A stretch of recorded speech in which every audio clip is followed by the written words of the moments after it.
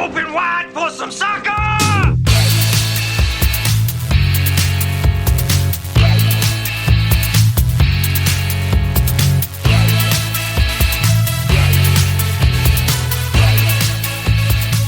And welcome to the Canada Cup on a glorious Monday evening after, guys, 2 wins in a row? Was that possible this year? We are joining you just after Liverpool's match with Wolves here in Halifax, Nova Scotia. I am JP Angelopoulos. Thanks for joining us every week alongside John DeLong and Ben Deutsch. Boys, how you guys feeling? Feeling great after a great win there. You know, I forgot what it feels like to win in the Premier League, so feeling pretty good. That's right. John, excited, man? Didn't get to watch the game with us, but I'm sure you enjoyed it. Super confused by this whole scoring a first half goal nonsense. I don't quite know what it means, but... open play as well. Yeah. Open play, first half. It was a bit of a stretch of the first half, but hey, we'll take it. So we're going to get to that game as well as our match against Leipzig last week, which was, again, another victory, which is very nice to have roll off your tongue there. We'll recap the rest of the Premier League as well as some of the Champions League matches. And, hey, we might even touch on some Europa League because we got some Liverpool connections in there.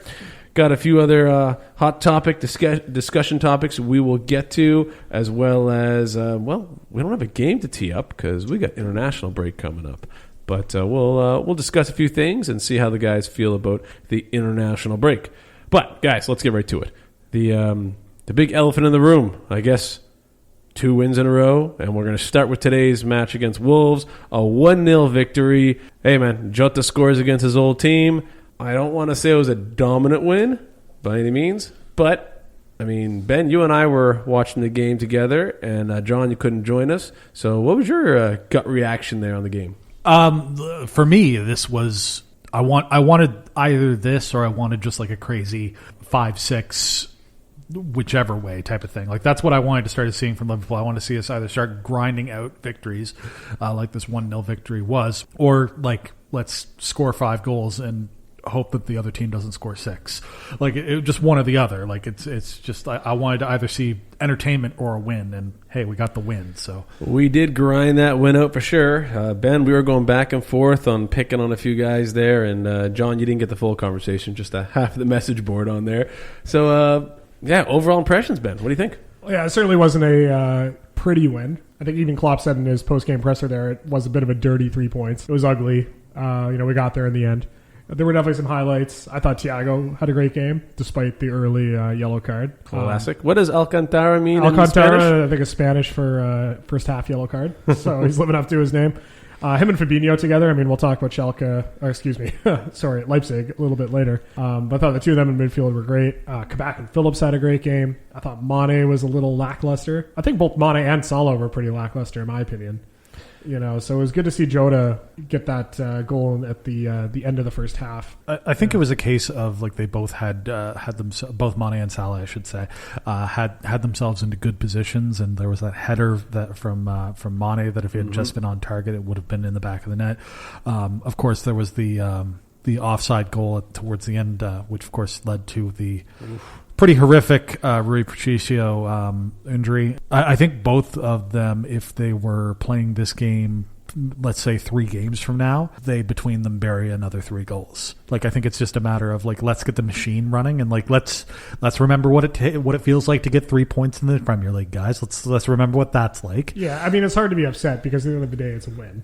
True enough. And that's been kind of few and far between here these past couple of years in the Premier League. So, and I think it wasn't just... And by years, I mean days. Sorry. Yeah, weeks. And I don't think it was just the front 3 missing those chances, but across the pitch, there was a lot of... I made a joke, at one point in the game, like, is the ball warped? Because it seemed like, so many passes were just a foot off. Like they weren't going directly at the target. They were going right to the Wolves players. And even at one point, they were showing some of the passing accuracy statistics, which I never really take into account. And Wolves had much more accurate passing apparently during the majority of the game. I don't know what the final ended up there, but it definitely was not as clinical as it should have been. They defended well when they needed to. Alisson made 1 or 2 big saves in there. And they got the break at the 47th minute. Yeah. When they put two extra minutes in the first half, even I said, like, really? Like, there wasn't really much that happened. I mean, I think just 1 minute would have been fine. And then, nope, 2 minutes was perfect. Yeah, I got to say, I thought Wolves played an amazing game. I think if you're a Wolves fan, you should be pretty happy with that. I mean, they got behind midfield and they got behind the back line quite a bit.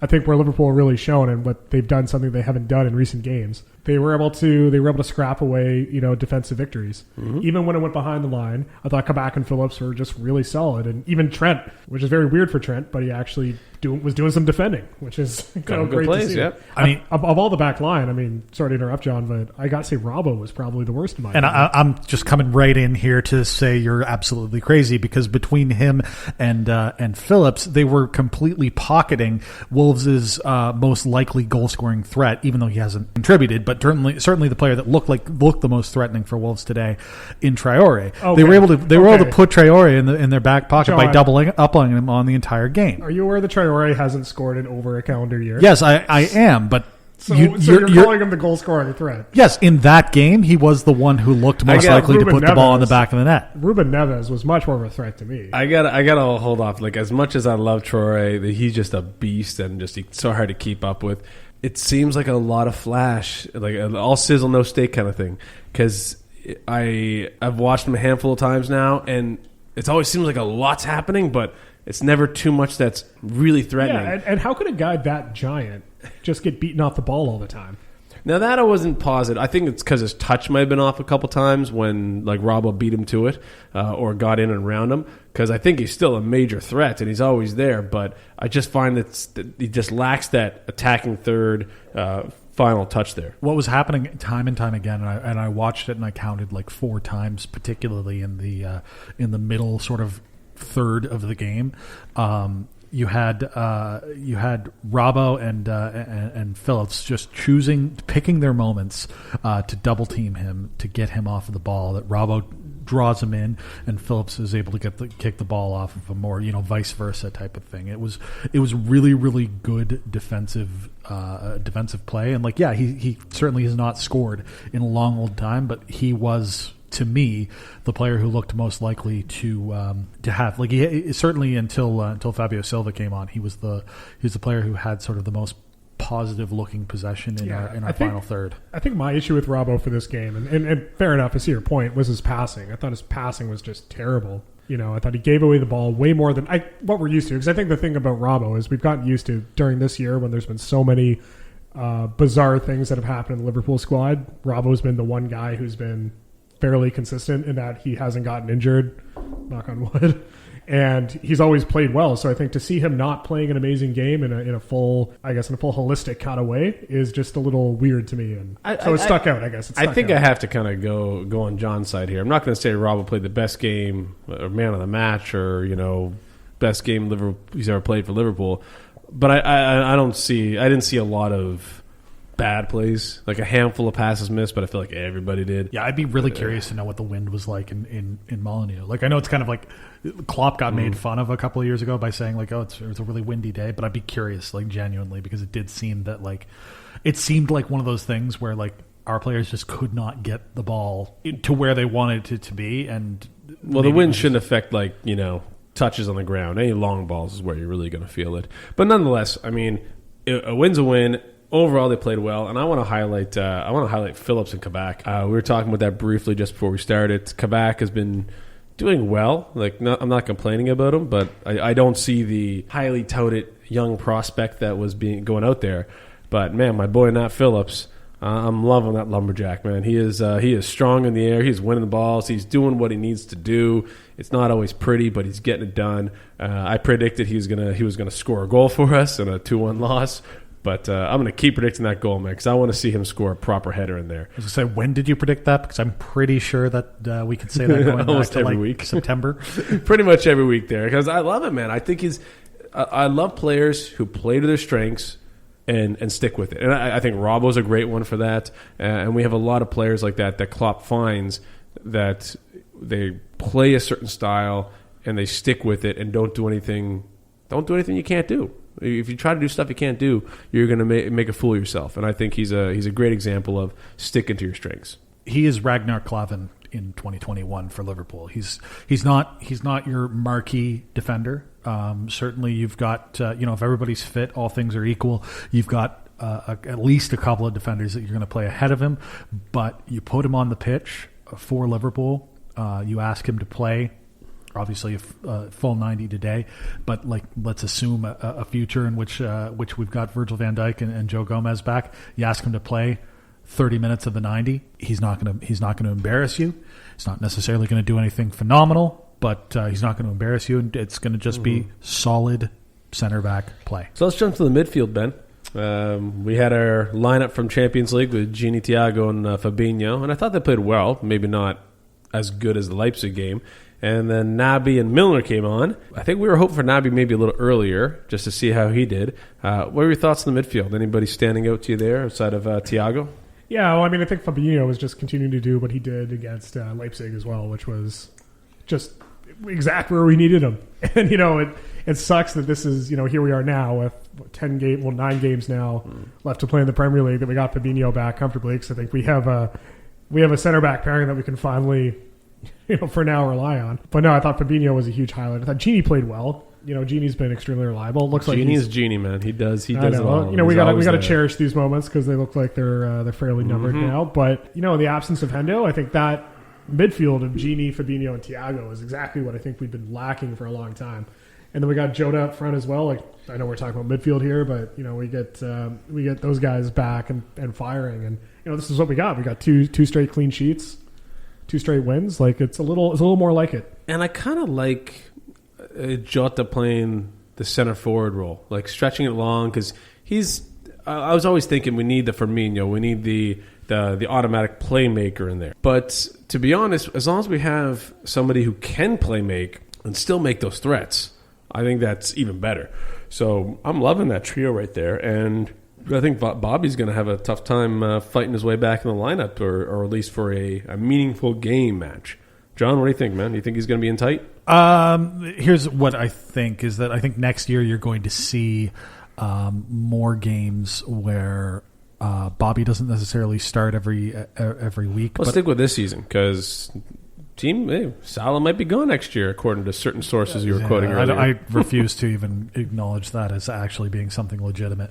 I think that if Salah wants to leave, he can. Like if we can find a sale for him, but I don't think it's going to be a situation we're going to be forced to sell him. But what I think it kind of comes down to is, like, I think there's a few different options that you can take, having a Diogo Jota and a Bobby Firmino, when he's fit, at your disposal. Like, you can have, honestly, you can slot Bobby into the midfield, and you can play things a little bit differently that way. Some of like his best play this season, because he hasn't been scoring goals, has been in that sort of that link up play. He's been able to drop deep, still play as an attacker, but kind of go 9.5 rather than false 9, back to almost a 10. You have Jota playing more in that sort of false 9 or full center forward position.